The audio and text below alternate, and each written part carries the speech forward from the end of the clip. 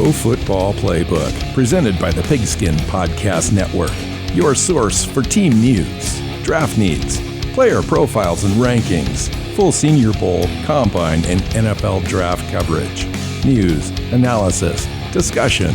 It's in the playbook. Now, here is your host, sports journalist Bill Alvstad, and featured analyst Keith Myers.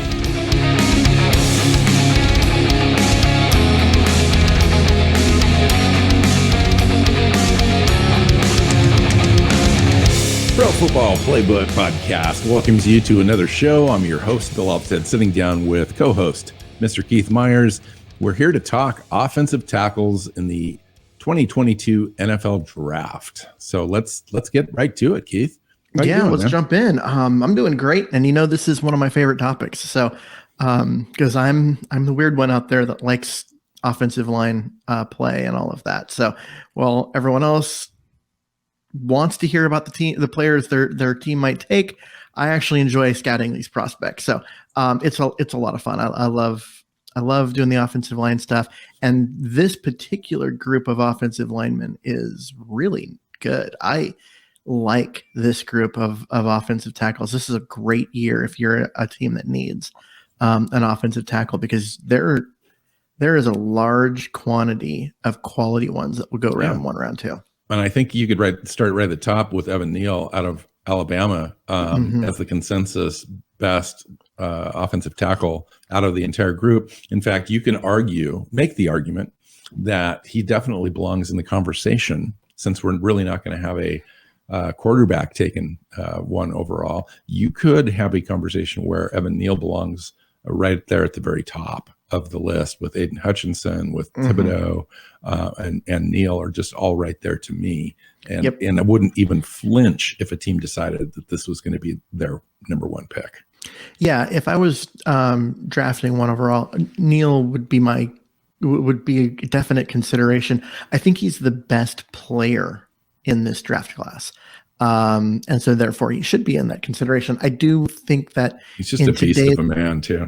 In today's NFL, a edge rusher might have a little bit more value, and so teams will go that route. But man, if you can protect your quarterback with a guy like him, man, you got to do it. He is huge. I mean, just tall, strong, 6'7", 350. But he's huge, but he doesn't move like a guy that's 350. Yeah, he's got great feet, doesn't he? He's got fantastic feet. He is a guy that, and he isn't even supposed to be the best pass blocker, really. But he's like this road grader, like run blocker extraordinaire. But he's got the feet. He's got the athletic ability. Nobody's questioning whether or not he's going to be able to play left tackle at the highest level in the NFL as a pass blocker. He's just better at run blocking, and which is tremendous. Mm-hmm. He's one of the better tackles that's come out of the draft. One of the better prospects on draft day that we've seen. I was, when I start doing these, okay, who's the best one? I like to compare them back to what did we think of the best tackle from last year? If we were to compare Neal to Penei Sewell out of Oregon a year ago? Neal's a better player. Sewell's having a great year with the Lions. He had a fantastic year. And I think Evan Neal's a better prospect now than Sewell was last year. And that says a lot, because I was really high on Sewell last year. So, start there. And if you're, if you're looking for a tackle, you could have a hard time doing better, and you could definitely do worse than him. So he played right tackle in 2020. He played left guard when he first came in as a freshman for Alabama, started all 13 games for them. Didn't give up a single sack. As a sophomore, he moved to right tackle again, and then left tackle this year. What do you think about his diversity? And is it even going to be a question mark in the NFL where he lines up? No, there's no question mark in the NFL where he lines up. He's a left tackle, and so they just put him there because that's where they had room for him at the time. You're a freshman starting on Alabama's offensive line. Isn't that a tremendous accomplishment in and of itself? It doesn't matter where you're lining up. That is incredible. Basically, he came in and was so good that they had to find him a spot. And yeah, he played guard. So what? He was a freshman on Alabama's offensive line. Right. Yeah. So, Right. yeah, just a fantastic player. So, no concerns whatsoever there. No big weaknesses in his game that you'd be concerned about. I don't see any weaknesses in his game. So what would prevent him from going number one? The team just decided, the two guys in front of him are specialists, rush. Right. Yep. So there's that. I mean, and then you've also got a situation where some team may go reach for a quarterback because quarterbacks are so valuable. And so that might be something that knocks Neal down. Pass rushers are more valuable. So there's that. And then some of it might just be need. You look at a team that goes, hey, you know what? We've got a left tackle. Let's go draft another position where we have a bigger need because we can get the best player in the draft at that position. So I think that would be kind of dumb, but that's just me. Right. The other side of it is that if you're a team with multiple first round picks, like the Jets, like the Giants, like the Eagles, you might be in a situation where you're like, well, we don't have to take a tackle with our first round pick. We can get it later because we can get a player that in a normal year might be the best tackle in the class. And get them that late rather than having to pick in the top 5 to get them. And so that might be the type of situation where, we see that kind of stuff. Interesting. All right, Keith, you're the expert, quote unquote, out of our group today, me. Out of our group of two.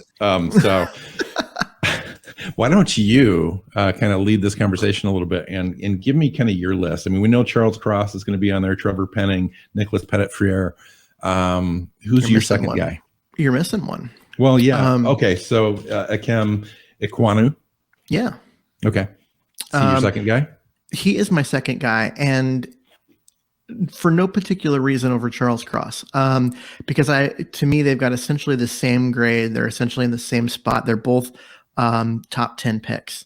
And like I said, these are guys that in a normal year might be the best overall tackle in the class. So both guys that can start at left tackle on day one and you just pencil them in there and roll. So the big difference between Evan Neal and Ikem is the fact that Ekwonu is only 6'4", 320 pounds, only 6'4", 320 pounds, right? Now,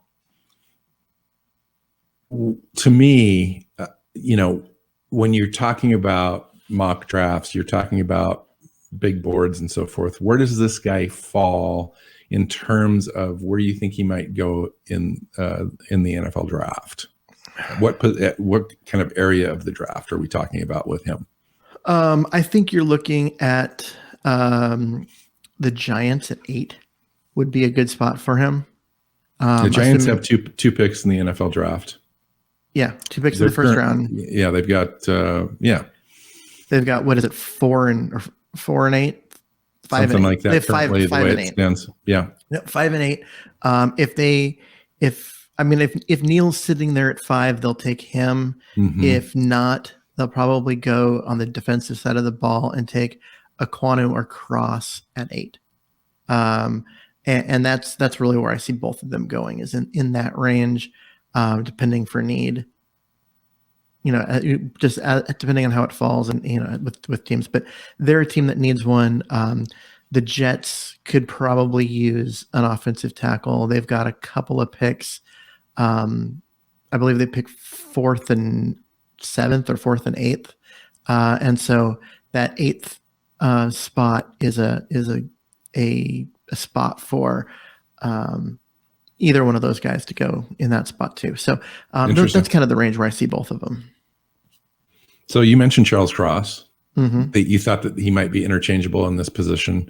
It's going to be preference. It's going to be preference for teams on what they like in a player and all of that. So we've gone from Evan Neal being just a beast of a man at 6'7", 350 down to Charles Cross at 6'5", 310 with a lot of room on his frame to maybe add a little bit of weight, but you don't want to take away some of the premier athleticism that Charles Cross has that differentiates himself from the others. So Cross is a guy that's going to be good in space. He's going to be good against speed rushers around the edge because he's quick and he's more athletic. He's also going to be good out in front, especially in the zone blocking scheme that wants to run wide zone. And because his ability to get out in front and block laterally, I think is going to be elite. And he's got more pass blocking attempts than most guys because of the offense that they're in, True. But I do wonder if, he might be a little susceptible to a bull rush early on until he gets a chance to add, because he's got room on his frame to probably add 15 pounds, 20 pounds easy without losing too much of his athleticism. And that extra strength will help. So, but as a rookie, he might be more of a, good against a speed rush and good in space as a run blocker than as a pure straight ahead guy. Yeah. And that's really what it comes down to is it's going to be more preference because if you are a zone running team, especially an outside zone run, rather than an inside team, Cross is going to have a lot of appeal. If you are a power block scheme where you're wanting him to drive straight forward, he's going to have less appeal to you, and you're going to probably go with unless you feel like he's worthy of the development, because and the year it would take for him to build up his play strength and so forth, because he does have all the other attributes that you really like. Especially like the nasty streak, the mean streak that you see, the feisty, tough play, the competitive attitude, all that kind of stuff. You can't teach. This guy has. So, depending on your scheme, or you run a blended scheme or so forth, he could still be a good fit for you, depending on how long that development takes. Yeah, but I'm saying it comes down to preference. If you've got two guys that are rated roughly the same, you're going to take the guy that fits your scheme better. Yes. And Cross can develop into a guy that can fit can be completely scheme diverse. But he fits a particular scheme now extremely well. Talk to me about a guy like Trevor Penning.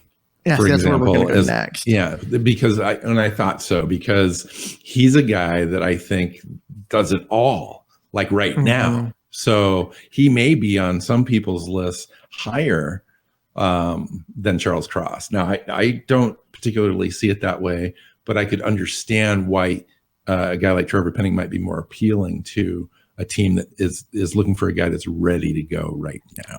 He is. He also played at Northern Iowa. I mean, granted, he was recruited as a tight end / defensive end and then grew into being a offensive tackle. But at 6'7", 355, you're not playing tight end. Yeah. And the athleticism is off the hook with him. Apparently, this guy can run like a sub 5.0 40 as well at 6'7", 340 pounds. Like what? Yeah. So he's crazy. He is, but he also played at Northern Iowa, and there is level of play concerns and whether or not what you see on tape translates to the NFL. The last player I was thinking about the last player that made this jump that everyone thought was going to be, he's got all these traits, he's going to be great, forget the level of play, was Eric Fisher, who was offensive tackle 1 on most boards and was drafted by the Chiefs to be their left tackle of the future, and promptly just never lived up to that and got moved to the right. Well, he got benched and then eventually refound himself on the right side. And then now he's not even with that team anymore. There will be some concerns about, him in that situation, because by not playing against top level pass rushers, you see him dominate, but you also,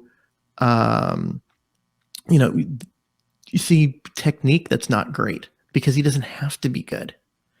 and are those things that can be coached out. There are times he plays too high. It gets his pad level up, but it doesn't matter because he's so much bigger than the guys that he's blocking that they can't take advantage of the leverage that that they gain from him. Sometimes when he gets out of position, will just roll off a guy and just he's things actually like that. So, he's my favorite tackle in the draft class. Like he's really? A player that I would want on my team. Interesting. I know. I mean, he's just one of those guys where I think that the play level and so forth, will work itself out. It just is. Yep. It is what it is right at this point. So we'll see. He's a guy that I could see falling a little bit. And by falling, out of the first round? No, I mean into the 20s. He's still a first round pick. But probably the late teens, early 20s, somewhere. He's in a there. guy that I would love to see play at the Senior Bowl. That's the thing, is he is a guy that needs to be at the Senior Bowl because he has to show that he can do it against the top flight talent, that he has the ability to win against guys that are actually on the same talent level. Yeah. So that's where the entire week of practice at the Senior Bowl is just an amazing gift for people like us to be able to have film, scout that stuff, talk about it.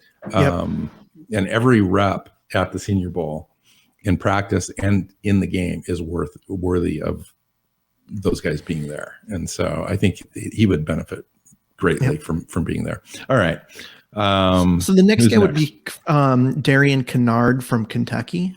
Another guy that, is a guy that teams are going to view as a first round pick. He's going to be later in the first round. You think? He's right there. And he's more of a kind of a right tackle prospect to me. He is. He's 6'5", 345, more of a right tackle prospect because it's weird that we still have these right and left distinctions that are kind of old school, but teams still use them. But that's the reality, though. They're almost, you take a look at the offensive line, and I'm no expert, but I do know that there's definitely a distinction between who gets to line up on the right side and who gets to line up on the left side, depending on the quarterback and the strength of the offense and so forth. So it comes down to most quarterbacks are right-handed, and you want your better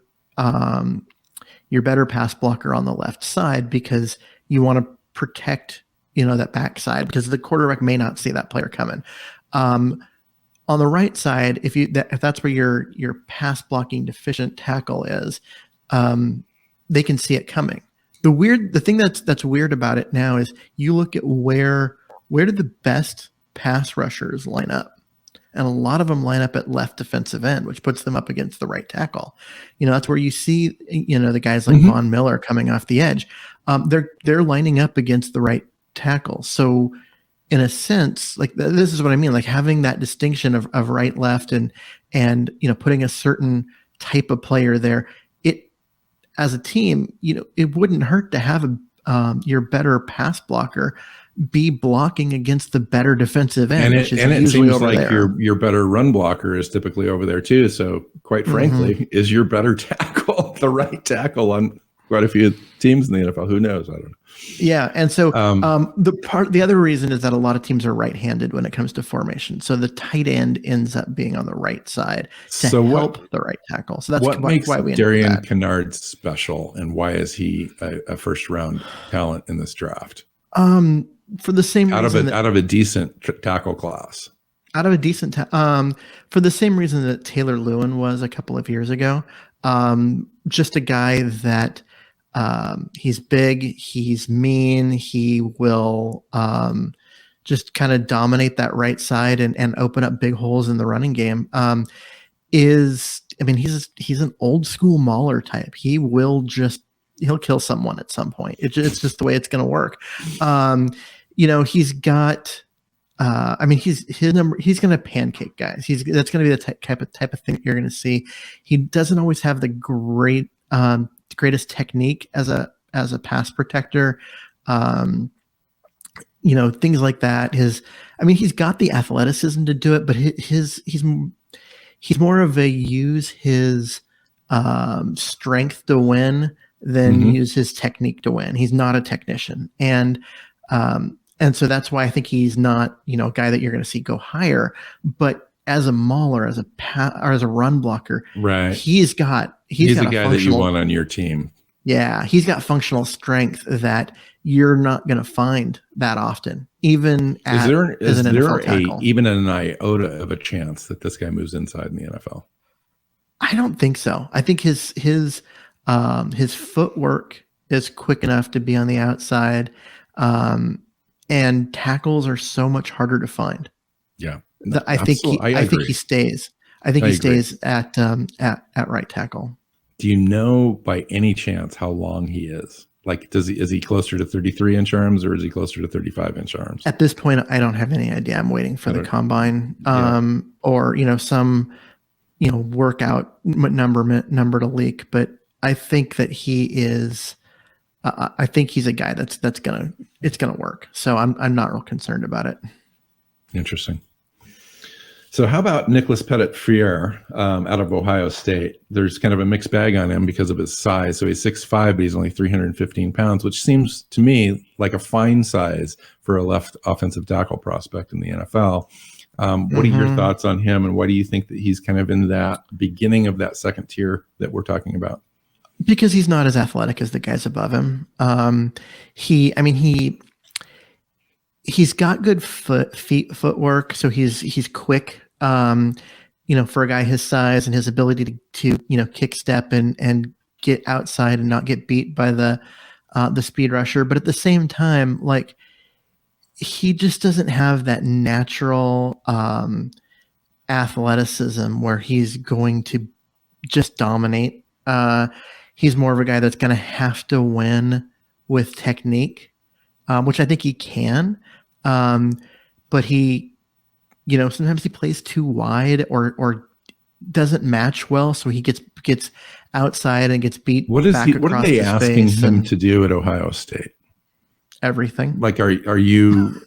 Is there a reason why he might be a deficient, or show deficiencies because of what he's being asked to do versus his agility, technique, etc.? No, I don't. The nature of what they're asking him to do. No, this is like a Mike Leach style offensive tackle where they do things that are weird. They're asking him to just be an offensive tackle, and you can be successful in that particular offense on that particular team and not be, the first overall pick in the draft. I mean, and you can still look good. And we've seen other left tackles from Ohio State go in the mid to late rounds and be okay at the next level. And I don't want to hold that against him because every player is unique, regardless of what team they come from. I just think that he is, he's just a guy that's not quite as athletic as the other guys above him. And so he has a tendency to reach. He has a tendency to get over his skis, so to speak. Yeah. Okay. And his bend isn't quite as good, and his feet might be slightly. Actually, his feet are slightly good, but it's you need more than just feet. You need both parts of it. You got to be in position, functional strength, etc. You got to be in position to make the block, what your feet do. But then you have to be capable of making the block. And I think there are times he'll get there and then get beat because he will. He'll get too far wide and then get beat to the inside, or things like that. So I think that he's that next tier down from the guys we've already talked about. So let's continue to talk about this next tier, because it seems like there's four or five guys that are kind of in this group, and I'm just really interested to see how you kind of rank these guys and what reasons you have. We skipped over one of my favorite guys, who I think is better than Pettit-Friere from Ohio State, and that would be Sean Ryan out of UCLA. Okay. I think he's a better prospect, just simply for some of the athletic reasons. He's more athletic. He's bigger. He's stronger. He's going to be more of a mauler. He's basically he's Evan Neal light. Or diet Evan Neal, if you want to call him that. He's got that same style. He's a mauler at left tackle who can also pass block and has good feet and has that incredible strength as a tackle. He's just not quite as good as Evan Neal at any of those things, but he still projects as a day one starter in the NFL. I think he's a guy that would excel in just about any scheme. He's scheme diverse. I have got him in there probably just above Canard, in terms of where I would place him. And just because I think he's a more complete player than the other two guys that we've already talked about. How about a guy like Jackson Kirkland, who many think that might be slightly above Sean Ryan? They're in the same conference in the Pac-12 on the West Coast. And I'm just curious as to thoughts on Jackson Kirkland out of Washington at 6'7", 310, who obviously I think needs more functional strength to be successful in the NFL versus a guy that seems a little bit more ready-made in Sean Ryan. But some people don't see it that way. Well, there's a consensus of upside with Jackson Kirkland. They see him as maybe a guy who can develop into something which is truly special. And so I think that there's an upside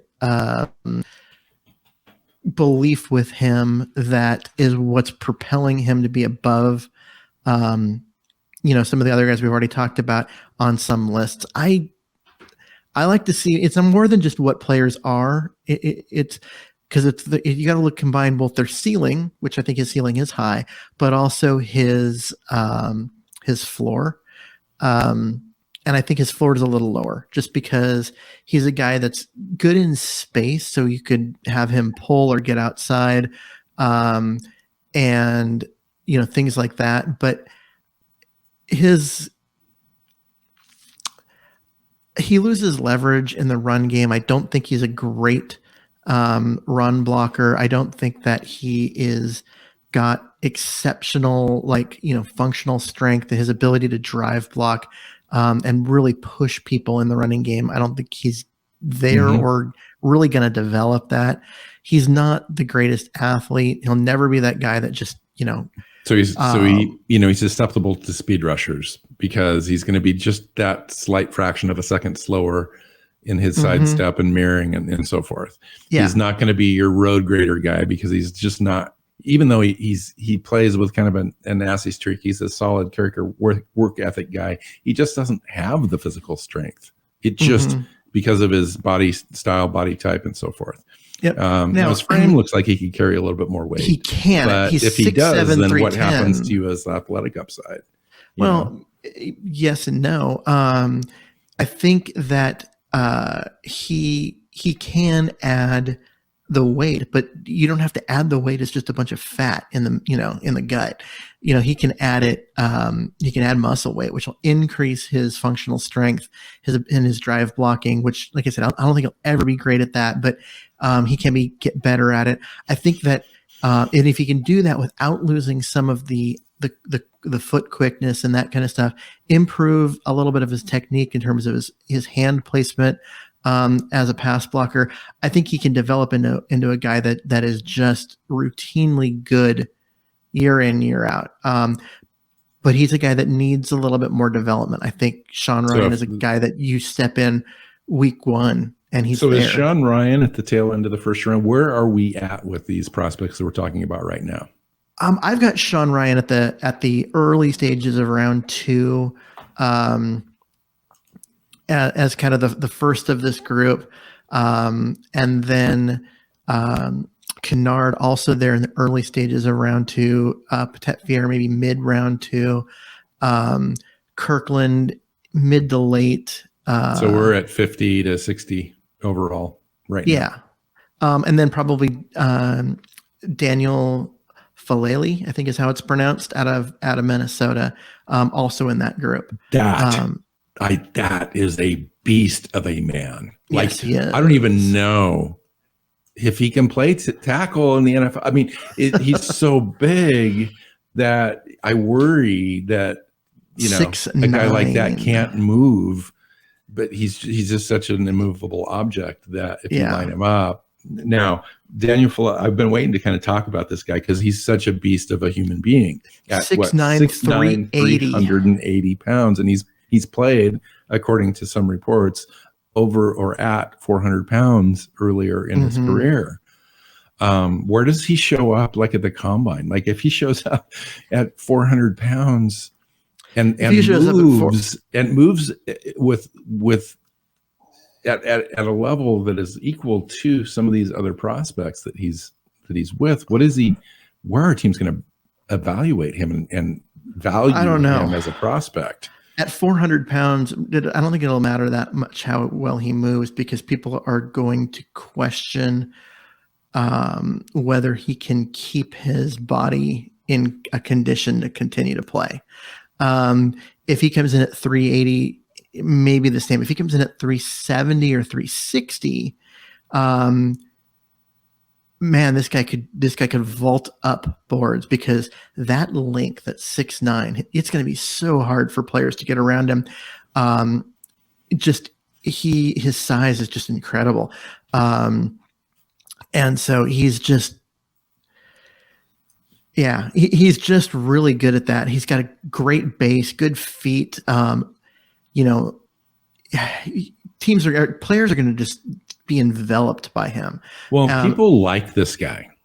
Like he's a very good prospect as far as character, as far as being in the game for the right reasons, about doing what it takes on the field and off the field to be able to be successful. He's got the raw power, the natural strength, all of that kind of stuff, but he also works hard at his job, at his craft. They talk about him being in the weight room all the time. They talk about him doing the extra reps, about having surprisingly quicker feet than if you just looked at him as a human being, you wouldn't think that he has. So he does have some of these physical things that put him in the conversation as being one of the top 10 offensive tackle prospects in this draft. And there's a reason. He's not just a big human being and people can't get around him. He actually has ability here to be one of the better tackle prospects in the draft. So I'm just kind of curious as to he's also got a surprisingly low. He's also got a surprisingly low 4, in that this is a kid who is late to finding football. I mean, he was recruited out of Melbourne, having never played NFL or American football, and is still learning the position and still makes mistakes that are that you wouldn't see freshmen make. True, but he did only surrender 1 sack in 777 snaps this season. True, but he also played for a team that didn't throw the ball much, so that sack rate is maybe not quite as low as you'd think. Okay. But he's going to lose the leverage battle because of his height, but that's something he can work on. But what I see more is him getting out over his pads a little too far, losing balance, just leaning on guys to points where players can get underneath him and basically get by him by getting into his body, because he just doesn't have the balance. He flashes this ability to be an absolute elite player, but then he makes he just doesn't have the playing experience when he faces really quality defensive opponents, and he hasn't yet.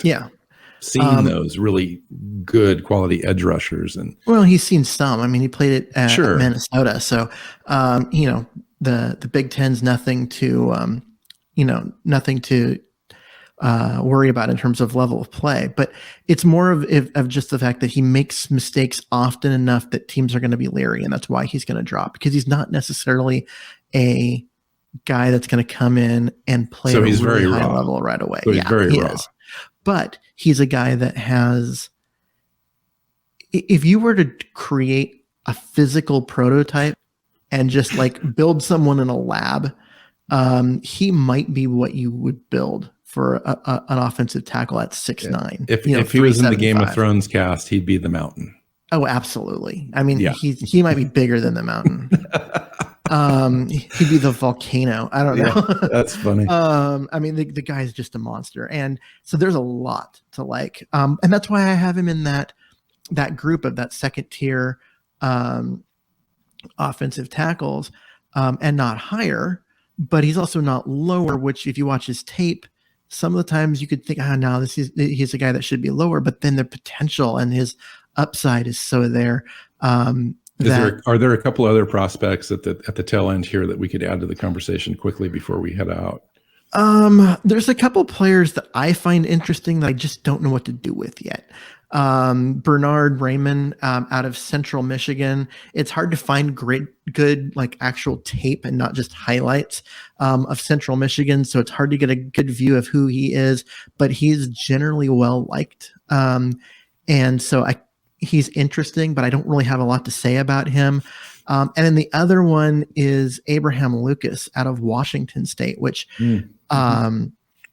he's a guy that, was recruited in that Mike Leach system, but then, had to shift this last year into a completely different offense and has kind of excelled in both. And so he's got the pass block reps from a couple of years ago. He's got, some of the run block reps this last year.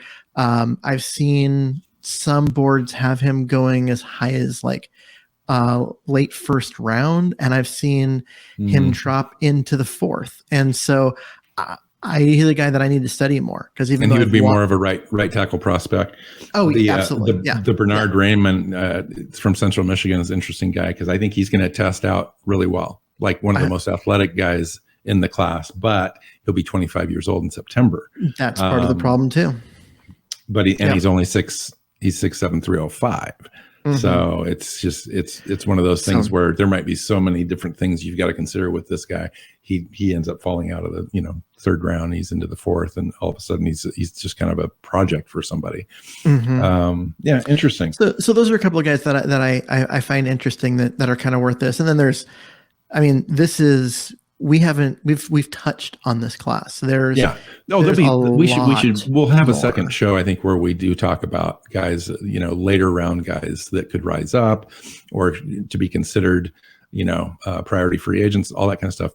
There is another dozen guys that are worthy of draft pick. No, at least potential. At least another dozen. This is a good class. It's also a deep class. There's this talent up and down the board. We haven't even talked about guys in the 4th, 5th, 6th, 7th round. There's a ton of them. No. Yeah. Cool. So, well, that was a good, worthy conversation to get started with anyway. Yeah. I think do I have my schedule handy where I could talk about what's coming up? Let me see. I've got, now I think we're moving to the defensive side of the ball. So we've got a couple of year in review things going on. We'll see what we do there. Starting January 6th, however, we're moving into the defensive tackles, and then defensive ends and edge players, and so on and so forth, getting to linebackers, safeties, corners, etc. in the next month or so. So that'll be fun. We're going to turn our attention to the defense, which this draft is loaded with defensive players. I'm really impressed overall. Now everyone's talking about the first round, and justifiably so. That's where everyone kind of gets started. But as time goes on, as you develop your prospect lists, your big boards, you're finding out where your particular teams are going to be sitting with their draft picks and so forth. You start to get into the depth of the draft, and you're really seeing, I think, in this draft, how deep it is in multiple position groups. So the defensive side is going to be a fun side to talk about this year. As bad of a year as it is at quarterback, which I think will, people are going to come away, a lot of the big national pundits are going to talk about, this isn't as interesting of a draft and all of that, because it's not going to push ratings as high, because quarterbacks do that. The overall quality of this draft class, I think, is pretty high.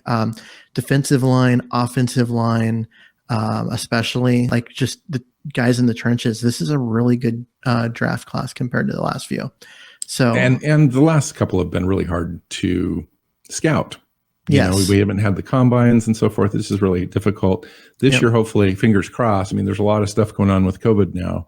The Omicron type stuff is really impacting, again, abilities for large groups of people to get together. Concerts are now starting to be canceled again and so forth and rescheduled. So we're going to have to just wait and see how this thing washes out with the combine this year, because just from a timing aspect, I'm hopeful that it all works out, but you just never know how it's going to happen. Well, right now the other concern is just getting people to anything, because NFL games aren't going to get canceled because of this, because teams have their own planes. But when it comes to getting guys to the combine, it's a lot of commercial flights, and commercial flights are getting canceled left and right because they don't have staffing to actually get those planes up into the air. So that's a concern. And so we'll see. Hopefully that doesn't affect anything and we get all this figured out by then. Absolutely. All right. So let's get out of here. Follow Keith on Twitter at Myers NFL. I'm at Alvstad NFL. The show is at PF_playbook on Twitter. You can find us on our website at profootballplaybook.co. You can also find us on your favorite podcast platforms. We're on iTunes, Spotify, iHeartRadio, etc. So go find us on your favorite platform. And then YouTube channel. We've got our own YouTube channel. Every week we're on there, 2-3 episodes a week. So filled with content throughout the season and off season as well, all the way through the NFL draft and beyond. So make sure you subscribe. So until next time, we'll see you guys. Bye.